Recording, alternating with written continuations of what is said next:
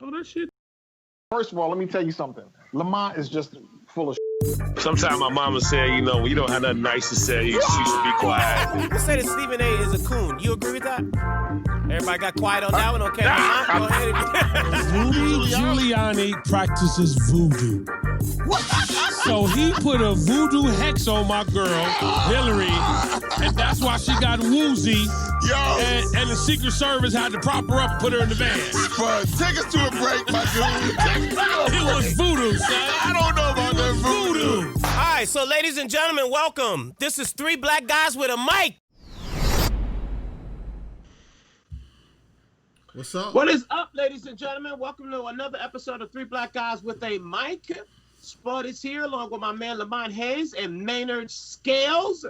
No mask. No it mask. Is good Pandemic to be back edition. live and direct.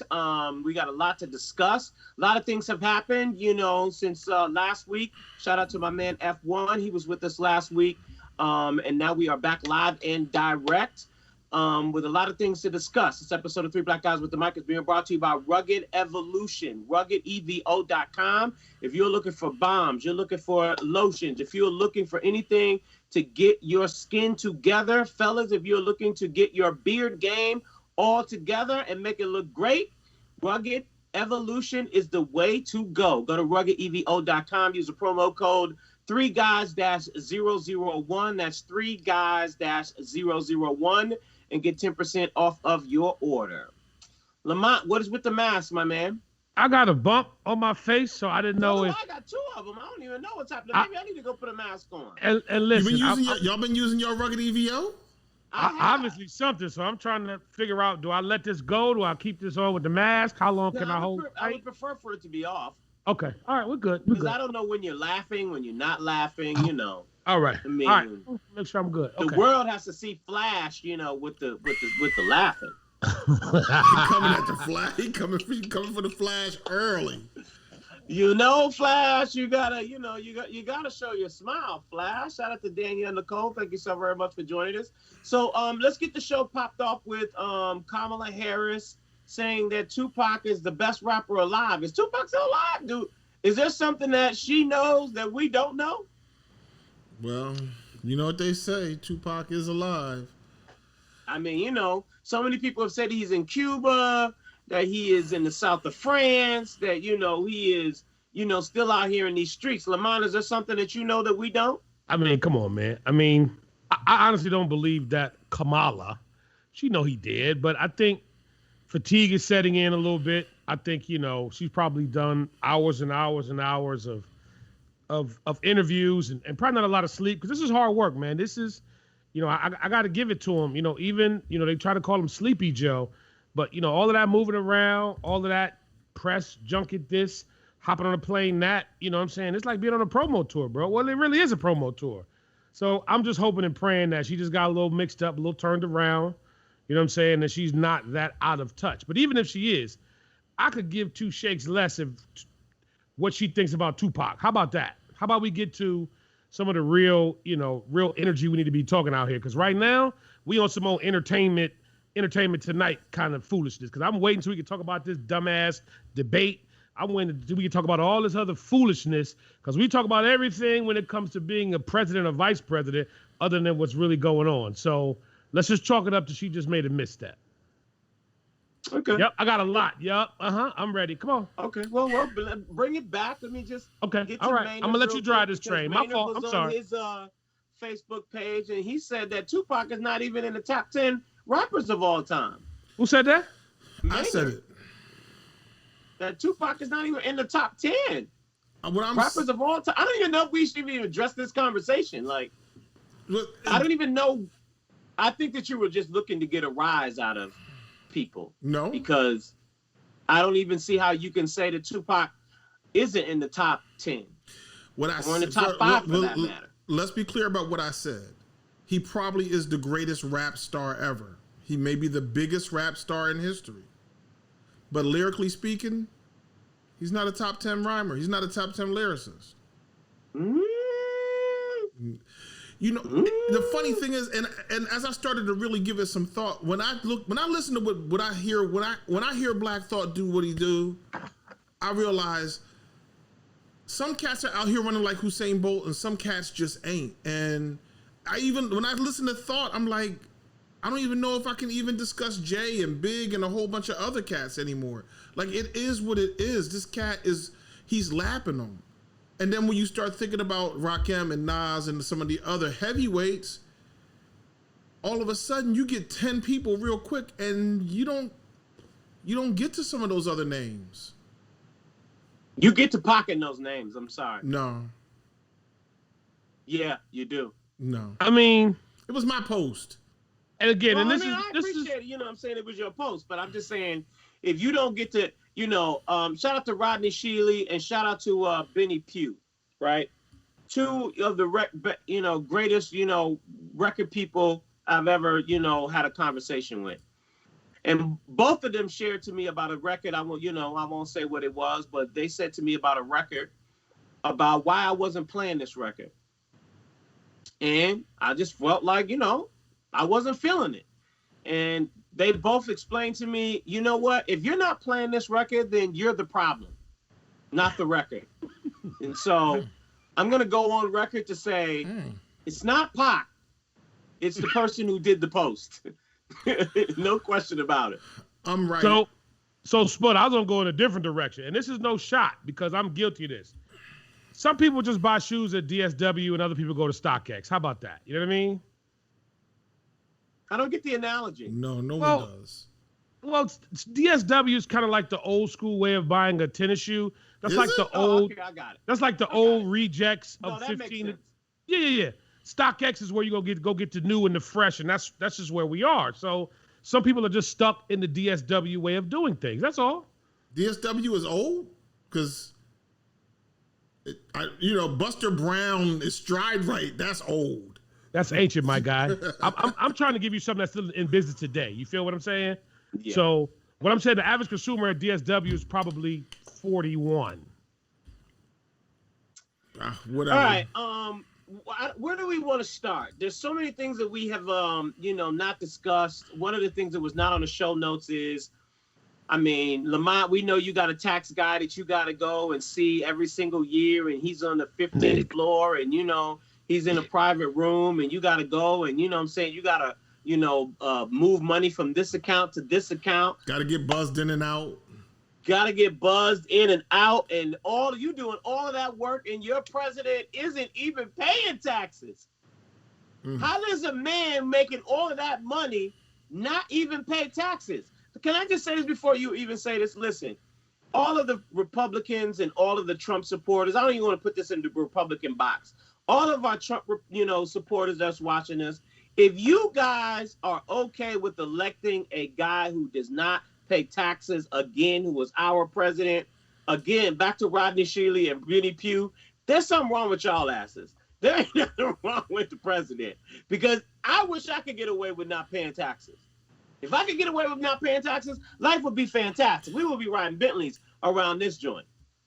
In addition to that, the idea that he didn't even pay taxes, but he's the main one out here talking about making America great again. You know what?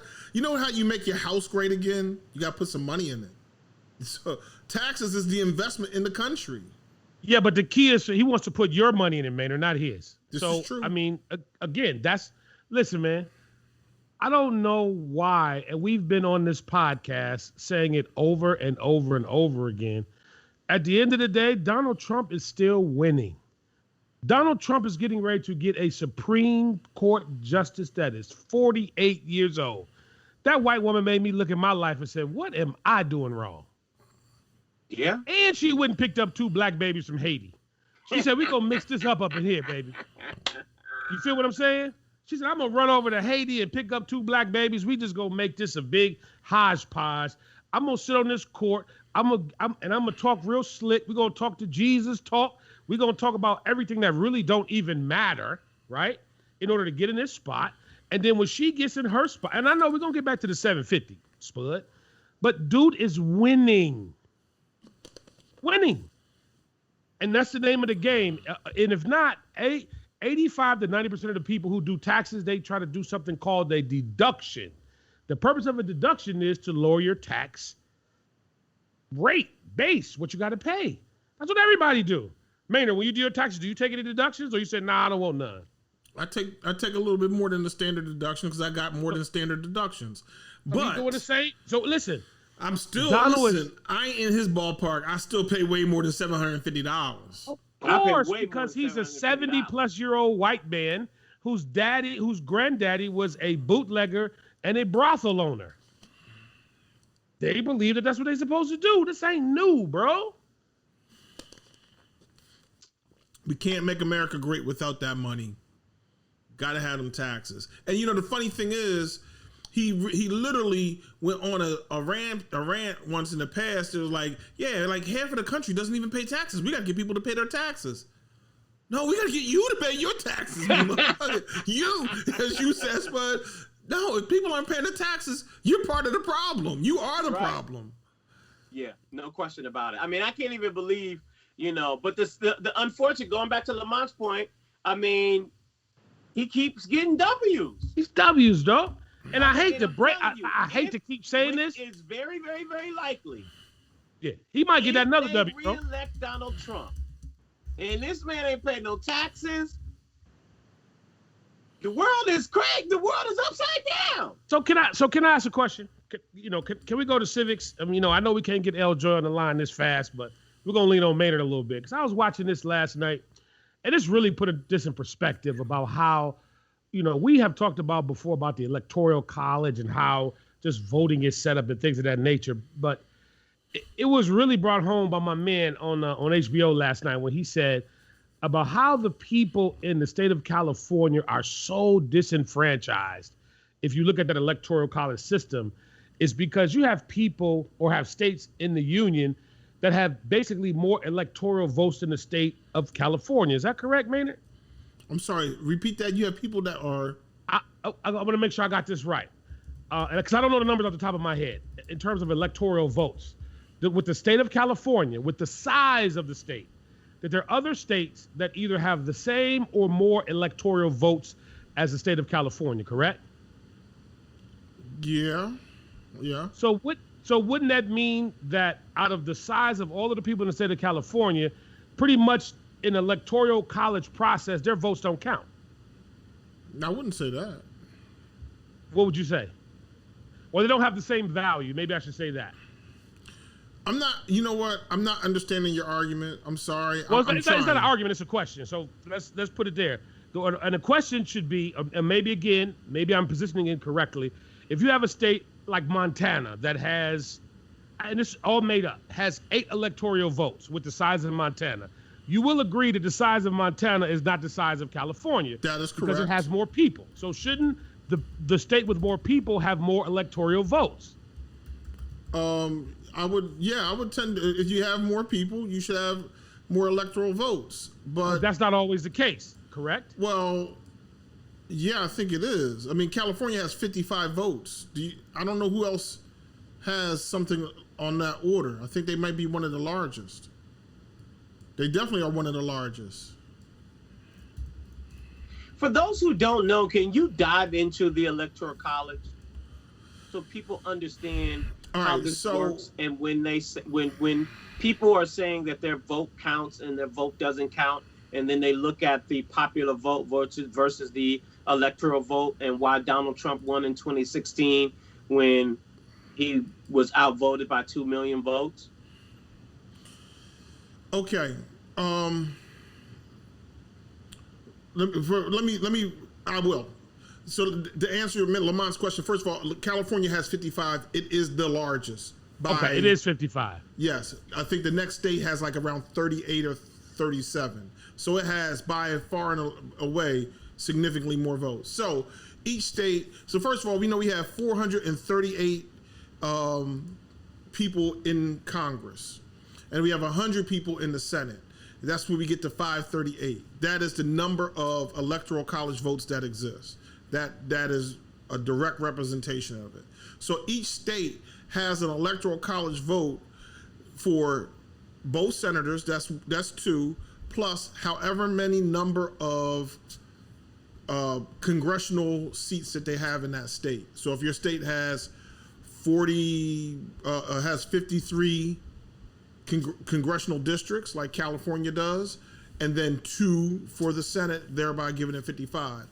As the districts and the states vote, the electors, the people who are the Electoral College voters, are supposed to basically vote with faith, meaning that they vote with the faith or vote faithfully against what the people who voted in the state did. So if California goes 60%, for instance, to Joe Biden, the electors are supposed to choose Joe Biden. If it winds up 50-50, then I don't know what happens in that scenario. I think the electors are kind of free to do kind of what they want. How do we get electors? Typically, they match pretty much the Senate and the House. So if your state has more Republican congressmen and senators, then your state will probably have more Republican electors. Those, when you get to 270, whoever gets to 270 first wins. So the person who has 270 or more wins of the Electoral College votes. Why is it? I think we can go back to Lamont's done a good job in the past of discussing the 13th Amendment and slavery, and that the Electoral College was this system that gave the southern states, which were not very heavily populated, power where, say, New York was very populated, and the southern states were like, man, we don't have a chance. So it gave them a way to count slaves as three-fifths of a person and get more congressional seats. That's like super fast. Okay. And you said that they vote by faith, right? There's this concept of something called a faithless elector, which is 100% of the population of my state voted for Joe Biden. But you know what? I'm gonna vote for Donald Trump. That's called faithless elector. So you're not living up to your obligation. So our vote really doesn't count for real. Well, wait, Maynard. Before you answer that, let me try to. I don't want to clean it up, but it's a little different. I want to make sure what I just said was crazy. So, what John was talking about, it wasn't Electoral College. It was the Senate. Make sure I'm saying this right. So in his piece he wrote, each state has 2 senators, correct? That is right. So that's what I put Electoral College, and this should have been senators. Shouldn't a state like California have more than 2 because it's a bigger state? Or like if you take Montana, which doesn't have the same size, shouldn't you have more people that will be able to govern a larger population than, say, a smaller population when it comes to the Senate space? When we got to get certain things done in the Senate. So let me take that again. Let me take that back. It wasn't Electoral College. But I'm glad Sport did dive into that. So AKA Mr. Pseudo civics teacher, explain that to me again. Does our vote really count in the electoral space? Or should that whole Senate number thing be a little different? Okay, so let me talk about Mondale, the homie Mondale from Clickbait. He jumped on and said, basically answered that question. No, the Senate is supposed to make the Senate first. So if we go back to what we have, right? We came from our form of government is a part of what is English common law, if you will. And in England, they have the House of Lords and the House of Commons. And the House of Lords is like our Senate, and the House of Commons is like our Congress. The House of Lords is this very deliberative, very, long-thinking, supposed to be smarter, less emotional body, and is representative of the state. We have 2. The Congress, the House of Representatives, is that balance that you're talking about. Because California has so many more people, it has so many more districts. Because it has so many more districts, it has more representation in the House. So, but I can't get anything pushed through if I only have a narrow representation in the Senate portion. I get what you're saying about the House, but shouldn't I have the same type of representation? I think that they try to make that representation with the House. I don't want to listen. I'm trying desperately not to say no, Lamont. That's not how it works. But it's not how it works because that's what the white folks in London said how it's supposed to go, right? No, I mean this part.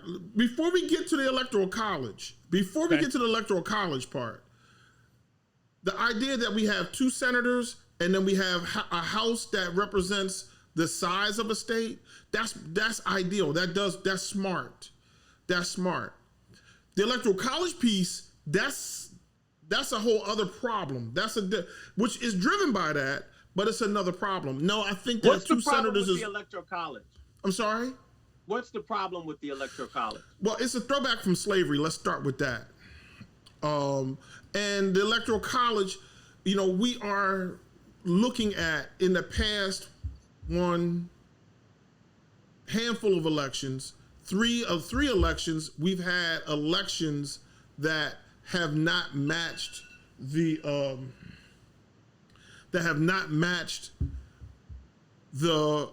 outcome of the election has not matched the outcome of the vote, and that's a problem. So we really need to figure that one out. Okay. Shout out to Mondale. Thank you so very much for joining us, man. I saw your Alabama trip, man. Good stuff. Down there. We'll move on. We do have to take the time, though. One of these days, especially before the election, to dive deep into the electoral college, because I think that people in there are extremely confused about what the electoral college is about and does their vote really count. And you have people still to this day who believe that their vote does not count, especially when they see things, where Hillary Clinton got 2 million more votes and this is the only, 3 million more votes, thank you, and she didn't win, which is, crazy and confusing to people who, have never voted before, who've never been a part of the, political process, who've been a part of conspiracy theories and the whole 9 yards. I think we should take one Monday and really have a deep conversation about, the electoral college. But let's move on. So Maynard, are we ever going to get justice, or are we going to continue on with this same thing over and over? If I ever have a conversation with Reverend Al Sharpton, I really want to ask him, bless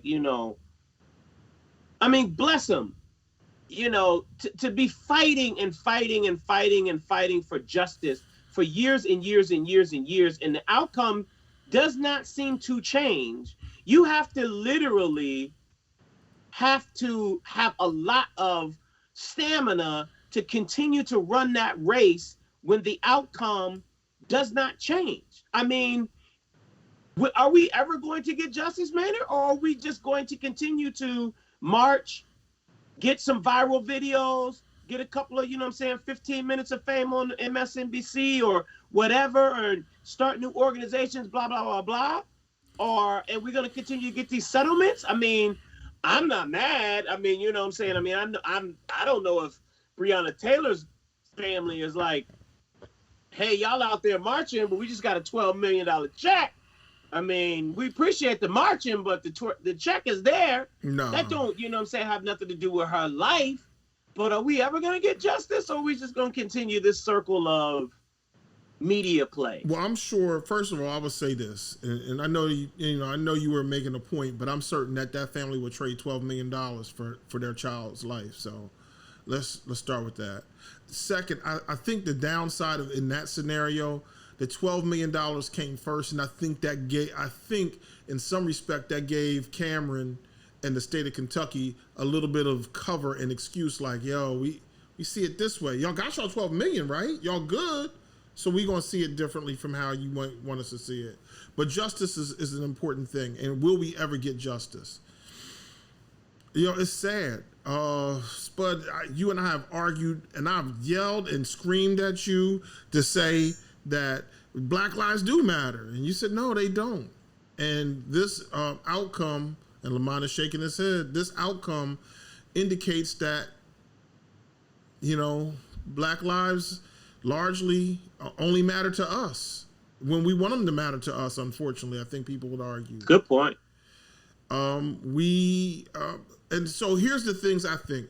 We do have the Reverend Al Sharpton's marching. We do have NAACP. We do have the Urban League. We do have a lot of people out here putting forth a lot of sweat equity.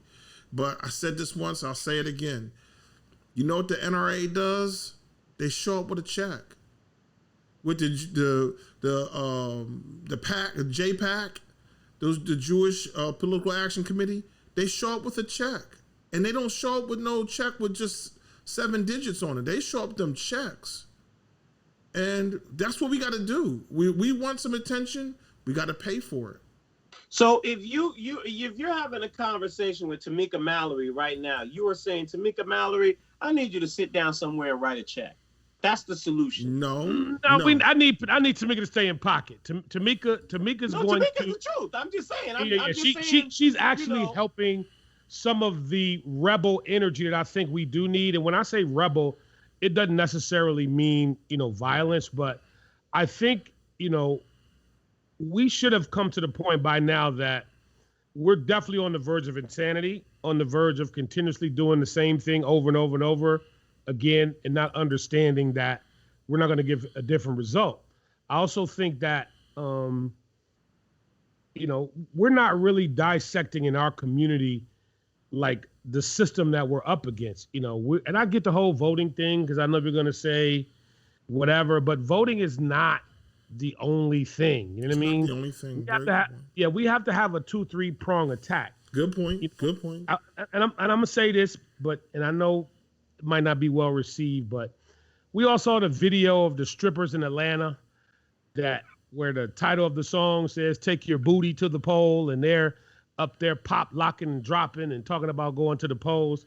But here's the beauty of what they said. Those strippers who were half naked sounded more intelligent than half of the people who are going to be voting in this presidential election. And the reason why I say that is because those girls talked about their school board. Those strippers talked about their district attorney. Those strippers talked about other things that affect their community directly, where probably over 70% of the people that are going to vote in the presidential election, dog, they ain't got that under control.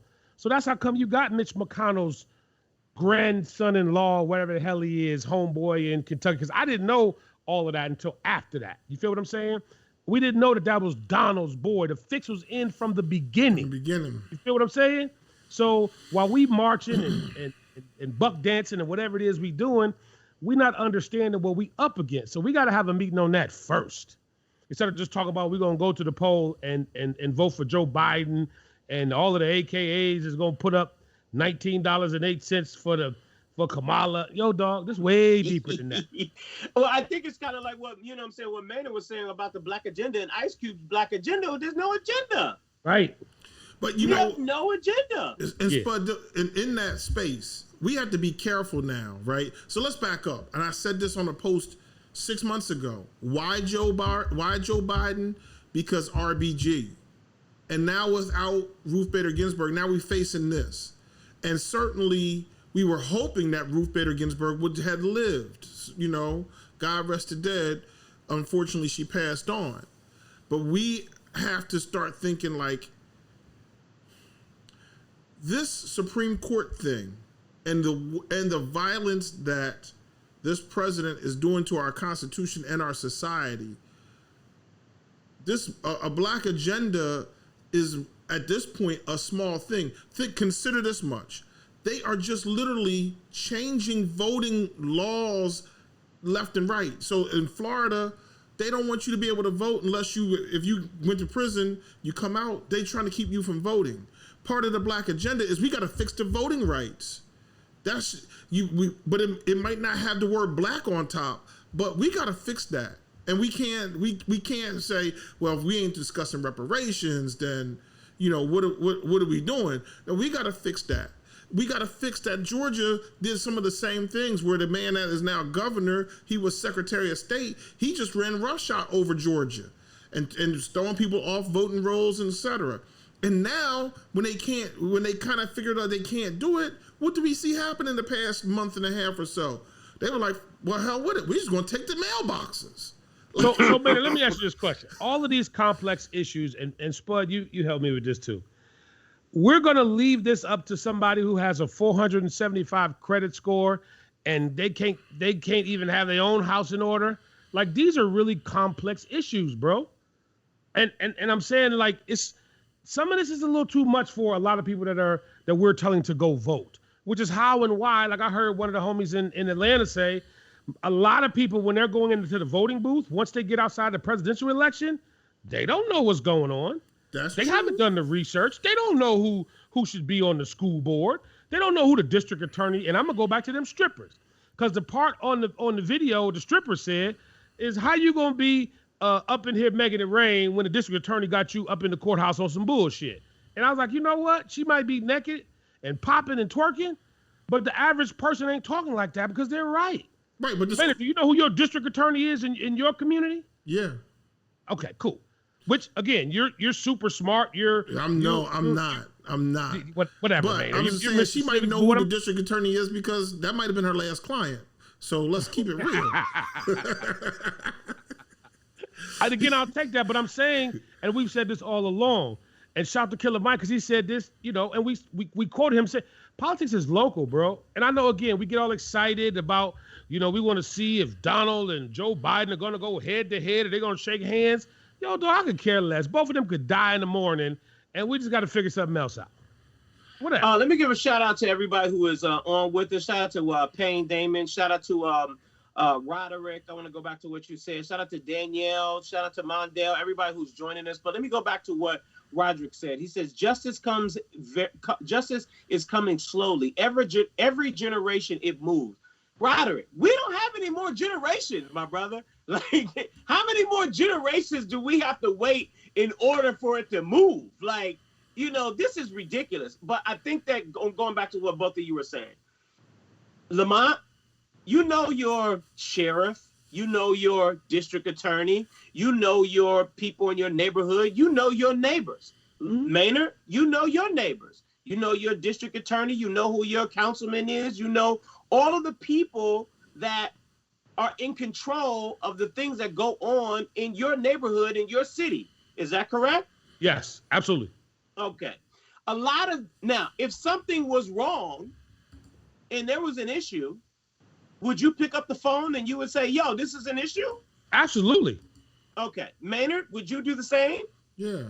Yeah. Okay. And not only that, though, and I think it's important that people, your grandmothers did this. Our grandmothers did it. They had relationships with people who were in power, even if it was just at the city council level. Like, they knew. If you watch The Wire, I forget, and a couple other movies, they show you they talk about, like, oh, if you want to get elected in Baltimore, you gotta go over there and see Miss Jenkins.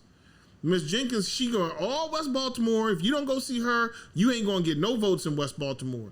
And they go to some little old lady's house, and she got, the lights are off, and she's sitting there on the front porch just trying to make it through. It's hot outside, but they go and court her vote, and she tells them what she thinks, and she then turns around and says, all right, I'll tell everybody else, or I won't tell everybody else, whatever the case may be.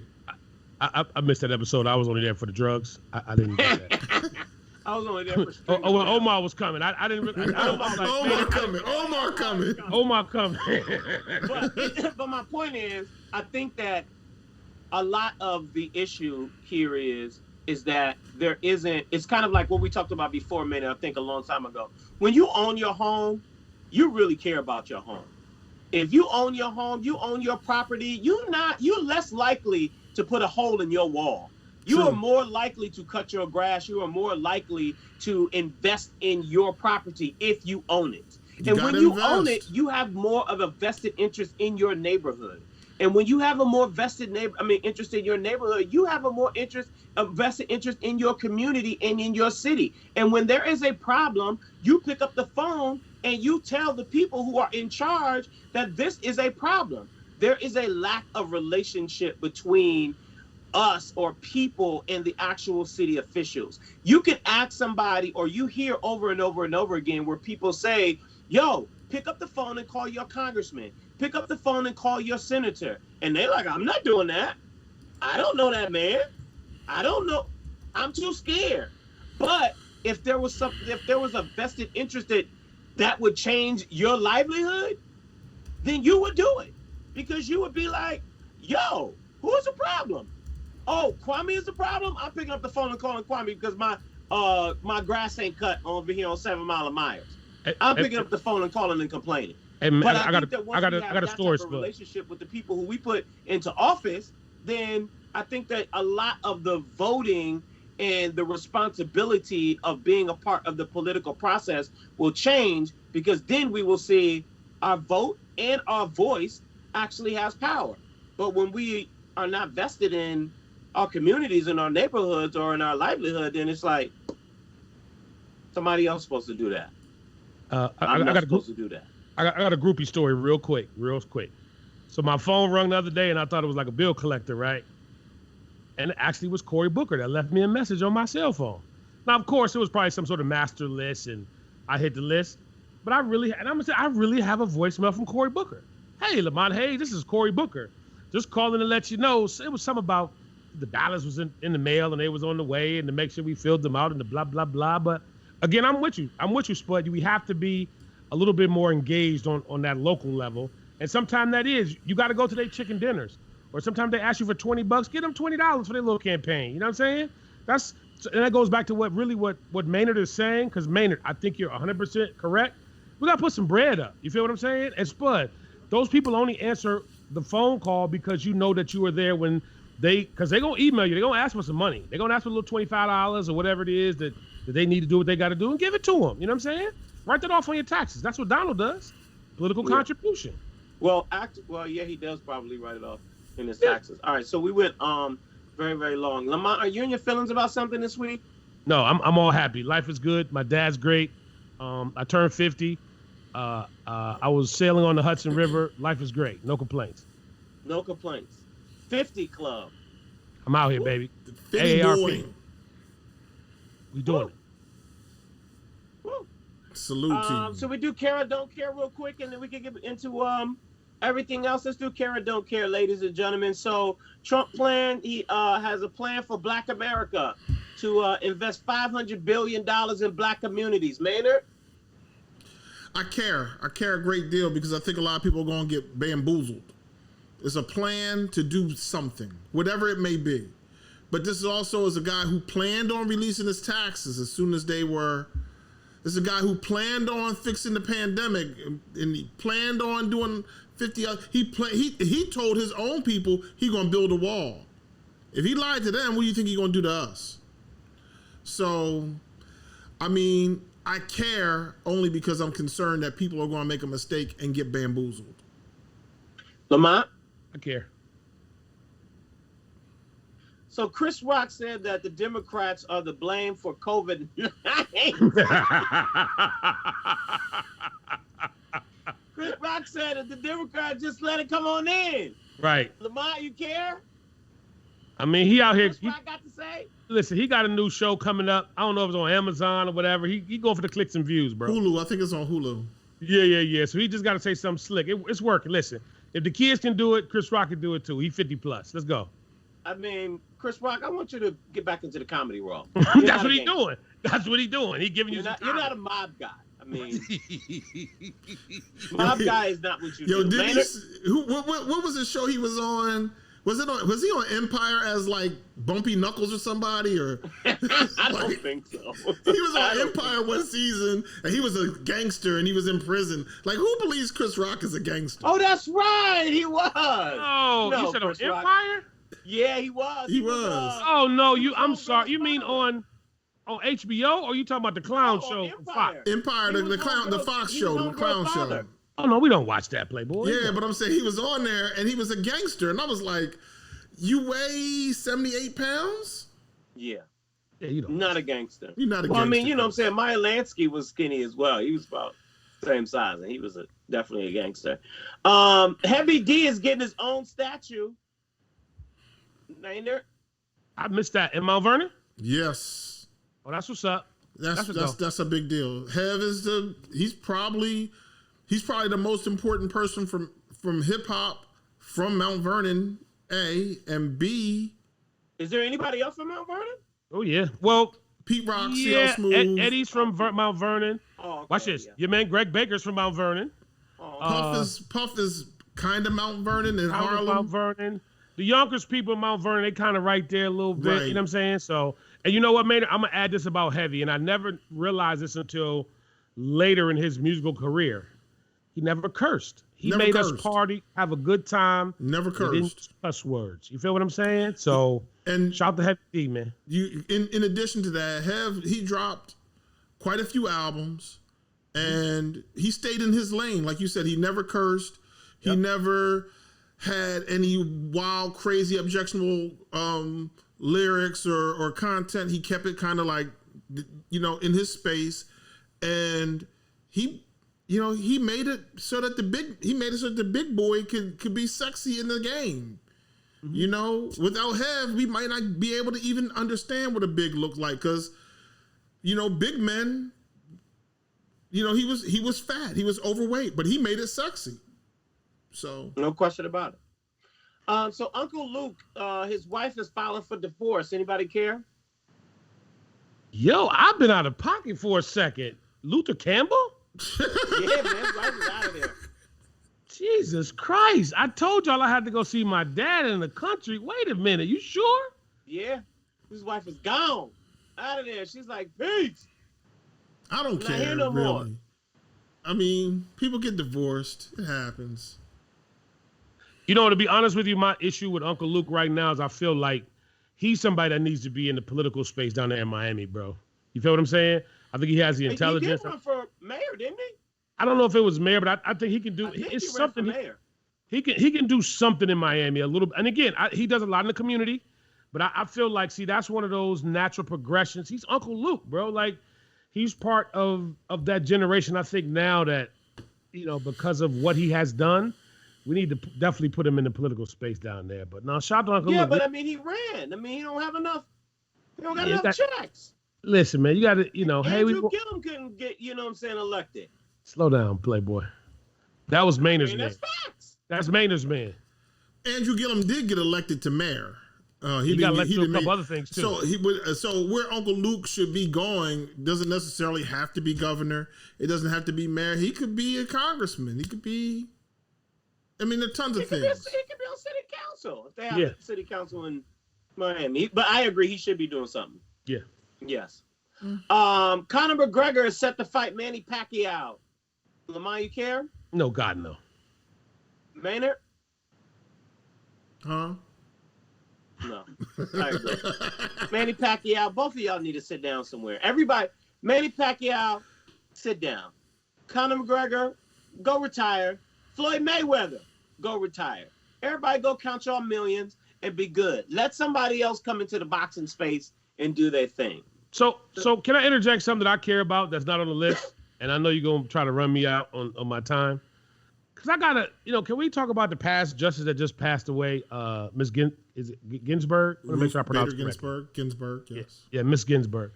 Did I miss the memo? Like, where did this whole Notorious thing pop in? Did we get, did the delegation get, did they get approval on that? Like, where's this whole Biggie reference? Biggie belongs to us, my guy. Like, what's that about? Well, I think that the producers of the documentary is probably Biggie fans, and they figured nobody in the Biggie world would watch a Ruth Bader Ginsburg documentary, and they were like, "Oh, nobody's gonna know. Let's just get away with it." The Crown and all that, to me, that's a little.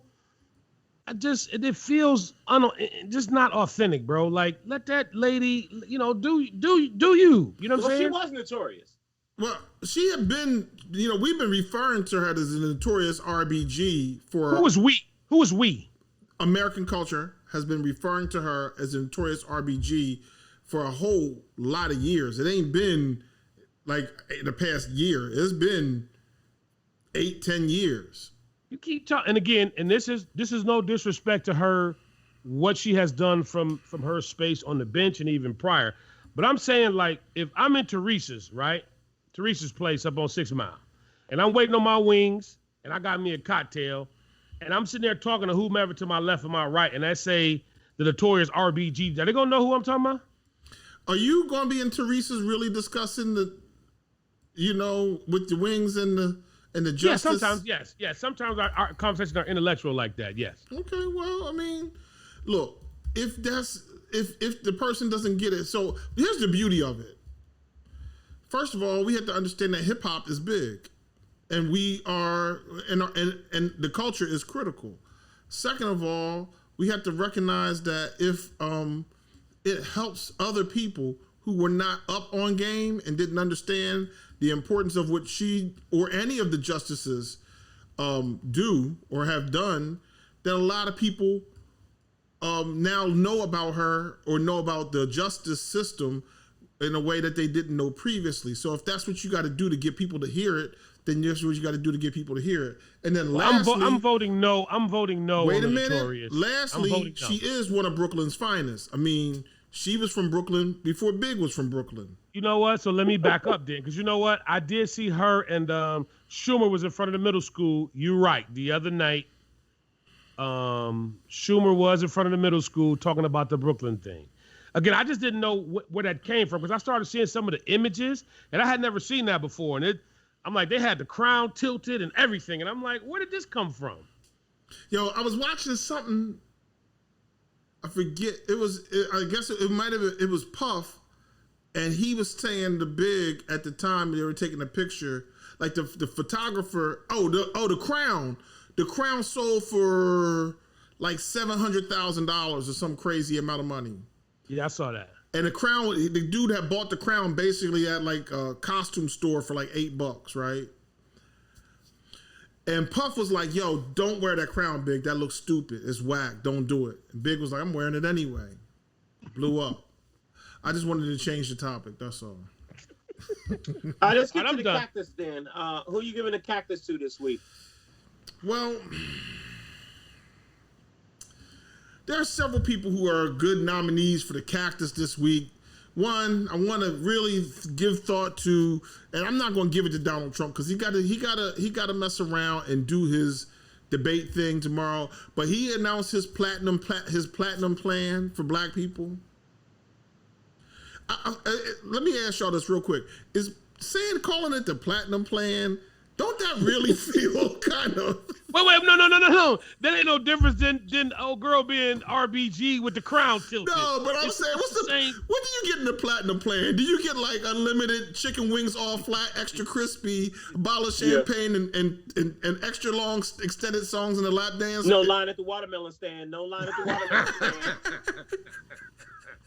It's the same thing. I'm sorry.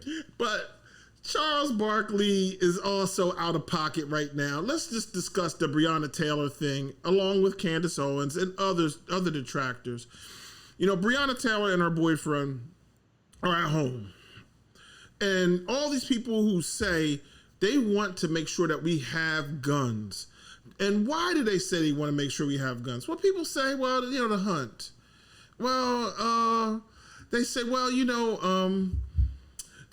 for sport. And they say, oh, well, you know, I have one for personal protection and, you know, because it's a crime-filled neighborhood.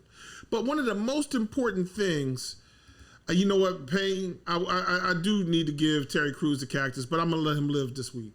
But one of the most important reasons that they say, which really tops it, and this is what's in the Constitution, is that people want to defend themselves against the government. A tyrannous government will come to you or come to your home and take your things, and you're supposed to have a gun to defend you and your property from the government. Until a Black person decides to defend him, his family, and his property, then all of a sudden he's a criminal, he's a dope dealer, he's a this. Breonna Taylor's memory has been trounced. She got fired from her job, or this, or all these things.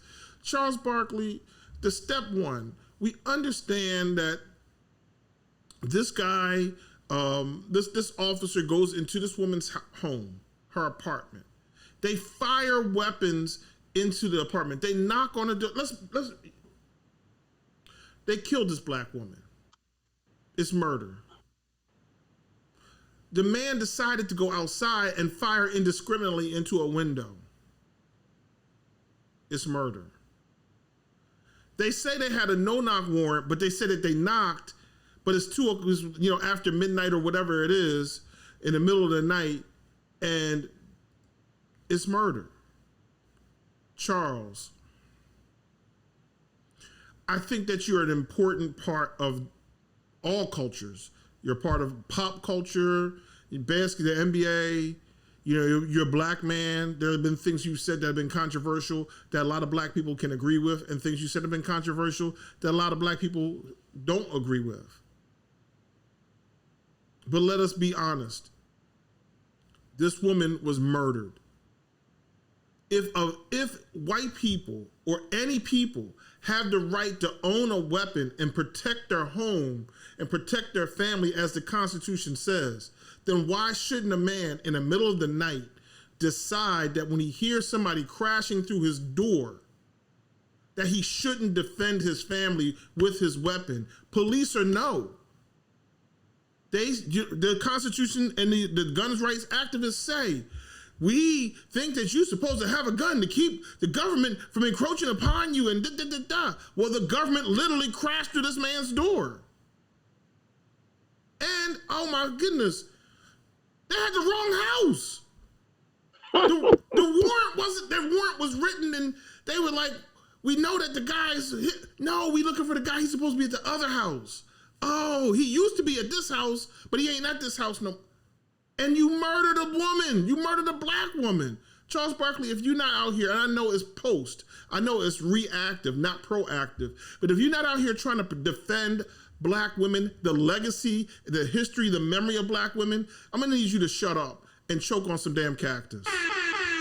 You're welcome to dine on our finest cactus. Yeah, Charles Barkley, take that. Y'all leave Mr. Leeds, Alabama alone.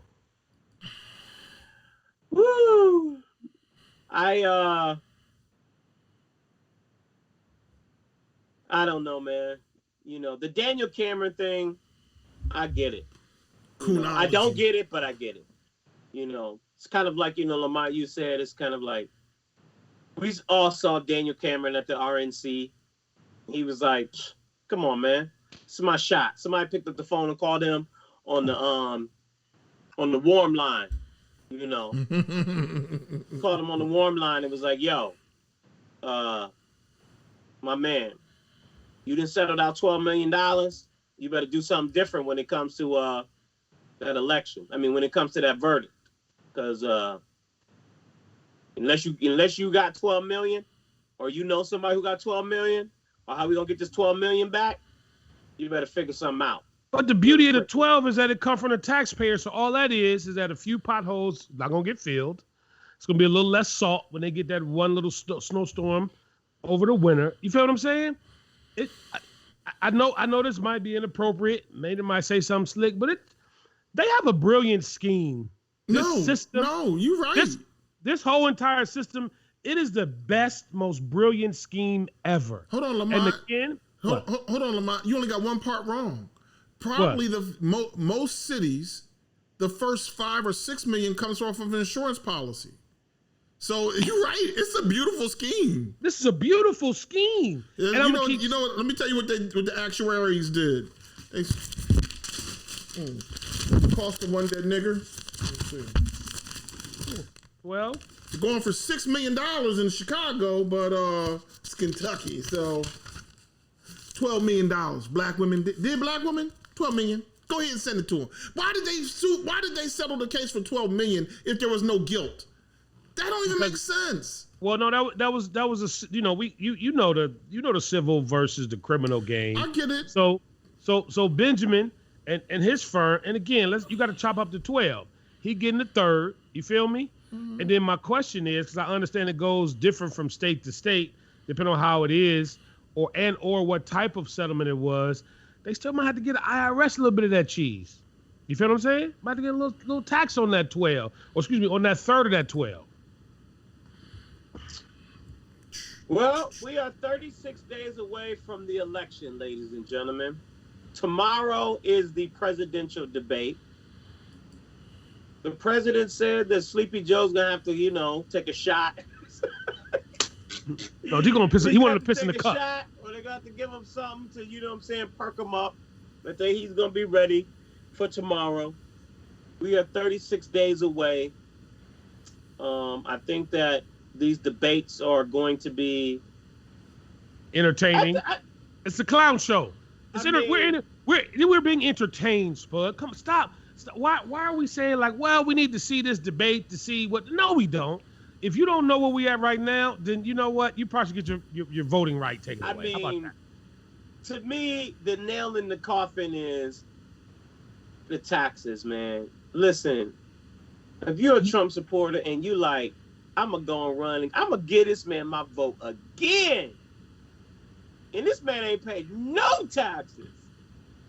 You got problems in your life. You know what he's saying? You know what Trump's saying? Trump is doing what I used to call the Amway hookup. I want you to take your money. I want you to put your money right here. and then I want you to get 4 or 5 friends and put their money right here. And we all going to get some money. Now, we all going to get rich.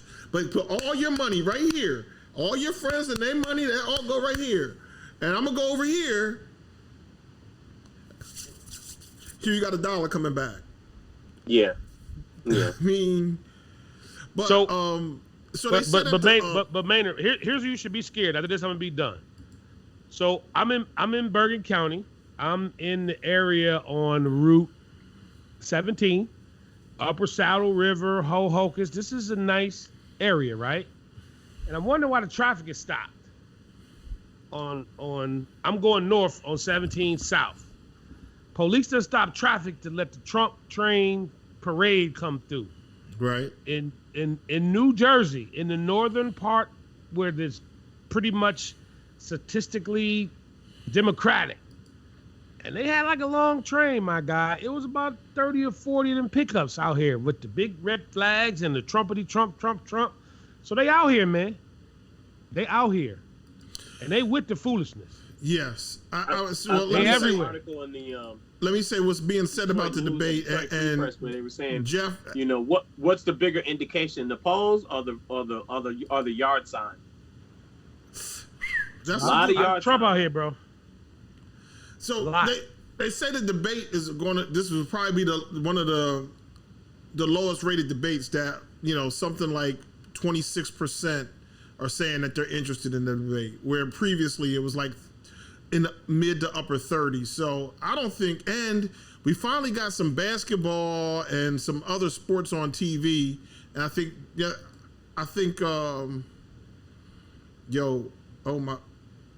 my man Damon is in trouble because he out here shooting on women, and Danielle about to get at him. We gotta be careful right now. But yeah, I don't think the debate's going to be highly watched at all. Well, I have a nail appointment starting about time the debates come on, so I got to man in and petty. You know what I mean?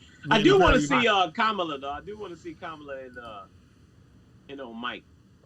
That's the only one I really want. That would be a good. That's a WWE show right there. You know what I'm saying? Yeah, no question. All right, we are out, ladies and gentlemen. Thank you so very much for watching this episode of 3 Black Guys with the Mic. It'll be available in its entirety tomorrow on iTunes. Make sure you rate and review on our iTunes page. Also, go to 3 Black Guys with the Mic. SoundCloud / 3 Black Guys with the Mic, and click on our SoundCloud page. If you are watching us on Facebook, please do us a favor. Hit the thumbs up button. Share this on your Facebook page so more people can see it. So that way we can continue to grow the podcast. If you're watching us on YouTube, make sure you hit the subscribe button. If you're not, head over to YouTube, hit the subscribe button, and subscribe to 3 Black Guys with the Mic. So that way you can continue to get new episodes, new shows, new interviews, and the whole 9 yards. This episode of 3 Black Guys with the Mic is being brought to you by Rugged Evolution. If you are in need of balms or oils or soaps or lotion or anything for your skin, they got 16 balms and lotions. If you want to get your beard game correct, Rugged Evolution is the place to go. Go to ruggedevo.com,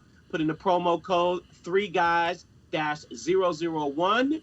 That's 3guys-001. Get 10% off of your order at checkouts. You guys have a fantastic night. Be safe. And we will talk to you again. We want to hear from you next Monday. We want to know how, the debates were, what your opinions were. So meet us here again next Monday at 7 p.m. so that way we can get your feedback on the debate and all the debacle that goes on this week in the news stories. So have a fantastic week, and we'll talk to you soon. Peace.